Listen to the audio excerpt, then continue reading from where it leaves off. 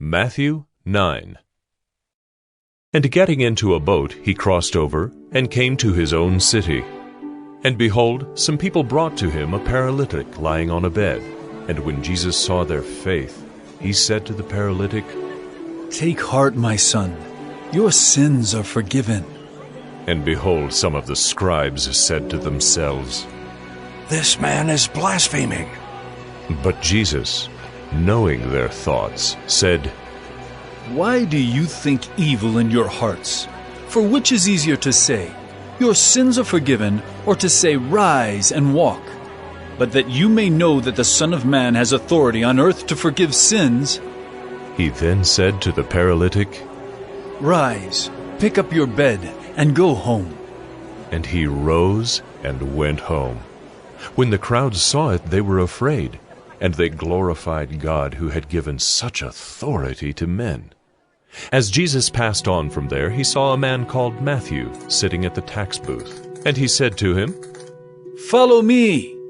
And he rose and followed him. And as Jesus reclined at table in the house, behold, many tax collectors and sinners came and were reclining with Jesus and his disciples. And when the Pharisees saw this, they said to his disciples, "Why does your teacher eat with tax collectors and sinners?" But when he heard it, he said, Those who are well have no need of a physician, but those who are sick. Go and learn what this means. I desire mercy and not sacrifice. For I came not to call the righteous, but sinners. Then the disciples of John came to him, saying, Why do we and the Pharisees fast, but your disciples do not fast? And Jesus said to them, Can the wedding guests mourn as long as the bridegroom is with them? The days will come when the bridegroom is taken away from them, and then they will fast. No one puts a piece of unshrunk cloth on an old garment, for the patch tears away from the garment, and a worse tear is made. Neither is new wine put into old wineskins. If it is, the skins burst, and the wine is spilled, and the skins are destroyed.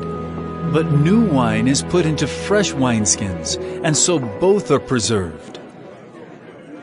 While he was saying these things to them, behold, a ruler came in and knelt before him, saying, My daughter has just died, but come and lay your hand on her, and she will live. And Jesus rose and followed him with his disciples. And behold, a woman who had suffered from a discharge of blood for 12 years came up behind him and touched the fringe of his garment.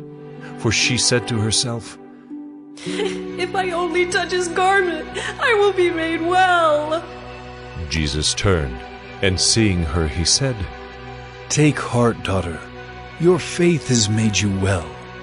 And instantly the woman was made well. And when Jesus came to the ruler's house and saw the flute players and the crowd making a commotion, he said, Go away, for the girl is not dead, but sleeping. And they laughed at him. But when the crowd had been put outside, he went in and took her by the hand, and the girl arose. And the report of this went through all that district. And as Jesus passed on from there, 2 blind men followed him, crying aloud, Have mercy on us, Son of David! When he entered the house, the blind men came to him. And Jesus said to them, Do you believe that I am able to do this? They said to him, Yes, Lord. Then he touched their eyes, saying, According to your faith be it done to you. And their eyes were opened. And Jesus sternly warned them. See that no one knows about it. But they went away and spread his fame through all that district. As they were going away, behold, a demon-oppressed man who was mute was brought to him. And when the demon had been cast out, the mute man spoke, and the crowds marveled, saying, Never was anything like this seen in Israel. But the Pharisees said, He casts out demons by the prince of demons.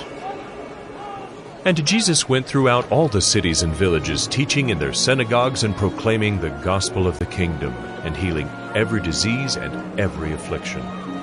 When he saw the crowds, he had compassion for them because they were harassed and helpless, like sheep without a shepherd. Then he said to his disciples, "The harvest is plentiful, but the laborers are few. Therefore pray earnestly to the Lord of the harvest to send out laborers into his harvest."